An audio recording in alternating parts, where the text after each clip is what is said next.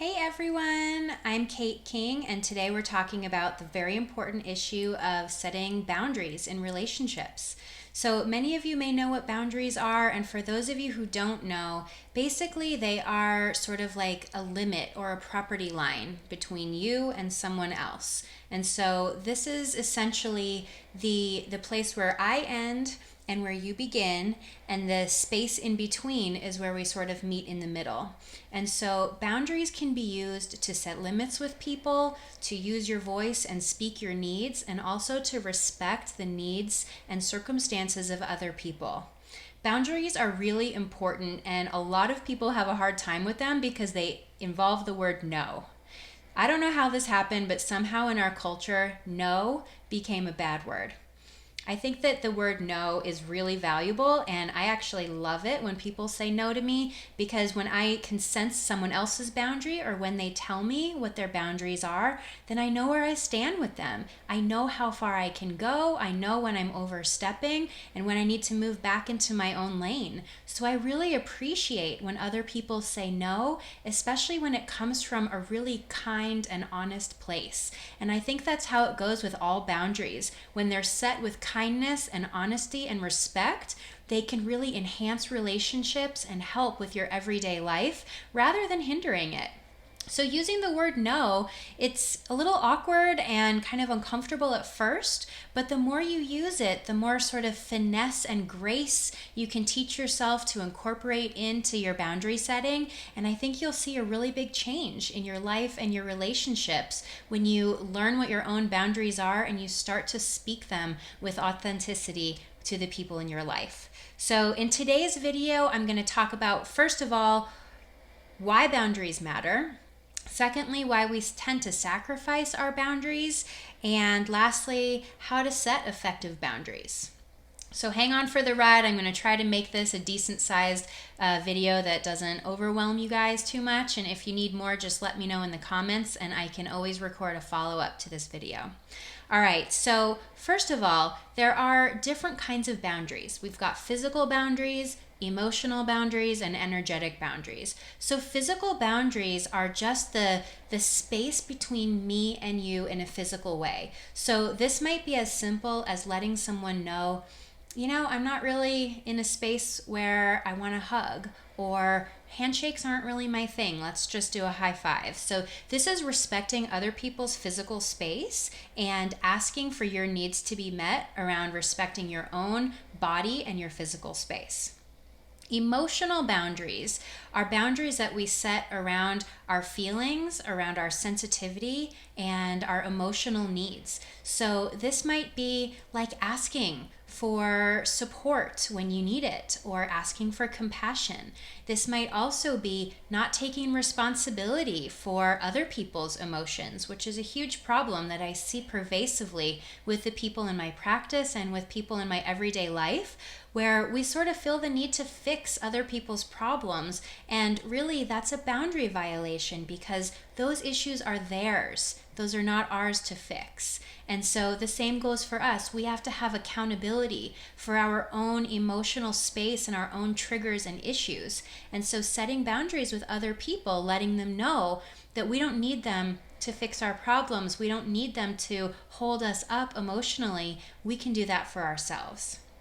And energetically, we can set boundaries as well in terms of how social do you want to be out in the world, or how much of your time or your energy are you willing to give, and really listening to other people when they ask for personal space or when they ask for time apart or time together. So in that way, physical, emotional, and energetic boundaries are really important, and although similar, they are different from one another. So boundaries are really important as a form of self-love and self-care. When you honor your boundaries, you're basically listening to your own system and saying, okay, I hear you. We're not going to push through if it doesn't feel right. We're not going to give hugs if physical contact doesn't feel good. And so this is a way that we don't abandon ourselves in our everyday life. And it's a really important practice of not only using your voice, but really listening to your intuitive sense about what you need and then responding in an active way and giving yourself that need. So let's talk now about why boundaries matter. So, in relationships, there's really no way to tell where I end and you begin unless you're very sensitive to physical cues or unless there's a verbal communication about what feels good. So, boundaries are a way to engage in respectful relationships where I see you as a separate person and you see me as a separate person, and we honor the fact that our boundaries might be different. Different people see the world through different lenses. We all have different emotional, energetic, and physical needs. And so, this is a really important way to have honest, caring, and authentic relationships. And boundary setting is crucial if you want to have a genuine bond with someone so that you're not harboring resentment or feeling taken advantage of or feeling obligated.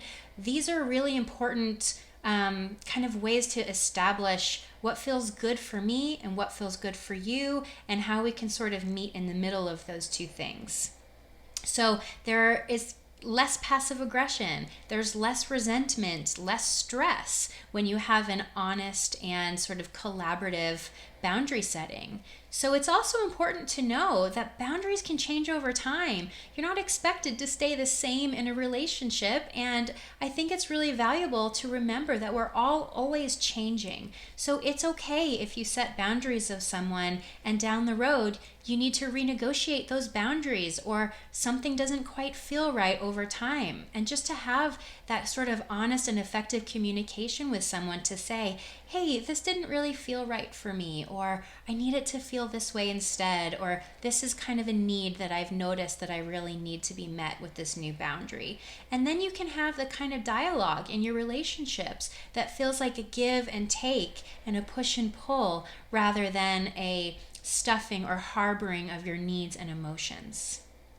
All right, so now let's talk about why we tend to sacrifice our boundaries. And this is something that I think many people struggle with, whether it's the difficulty with saying no, or sometimes people don't want to set boundaries because they don't want to upset someone, they don't want to hurt someone else's feelings.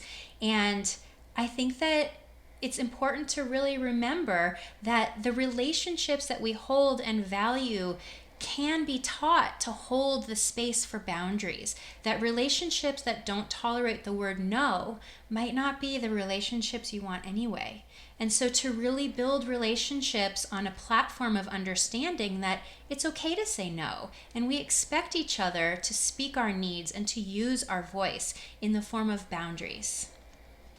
It's also really important to know that sometimes we sacrifice our boundaries for a sense of belonging, where we don't want to say no or we don't want to stand out because we want connection and we want relationships with people. And so working with this line, it's really important to teach ourselves that even if we say no, even if we ask for something to be a little bit different or a lot different, we can still find belonging. And we may be even closer to finding belonging with people when we're honest about our needs. Brené Brown has a quote related to belonging that I really appreciate.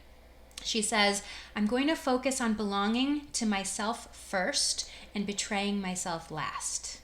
So I really like that quote. Sometimes we tend to sacrifice our boundaries because of self-preservation or protection. But really, I think it's important that we feel safe within our own skin so that we don't feel like we have to constantly be extending ourselves and sacrificing ourselves to meet other people's needs before we've really met our own.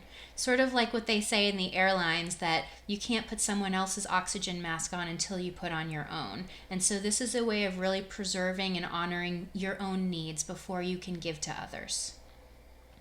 All right, so I want to share one more quote with you here, which is another Brené Brown quote. It's, "True belonging and self-worth are not goods. We don't negotiate them with the world."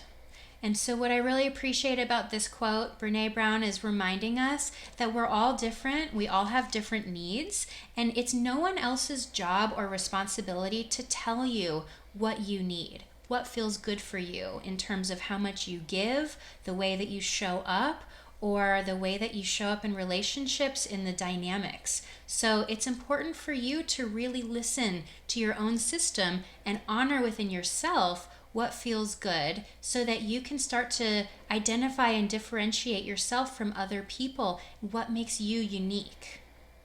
All right, now let's talk about how to set boundaries, because sometimes people are like, yeah, this sounds really good. I love boundaries, but I just have no idea how to set them. So the first thing for me is really always looking inside in a somatic or body-centered way.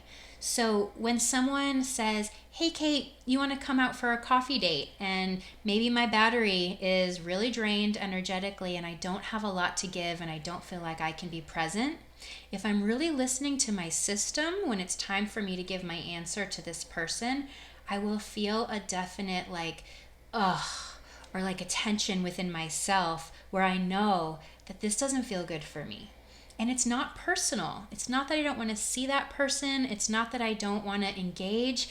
It's just that maybe my introvert battery is running a little low and I need to resource first. So listening to the tension or the conflict within myself is the way that I personally hear my system telling me that a boundary is coming up.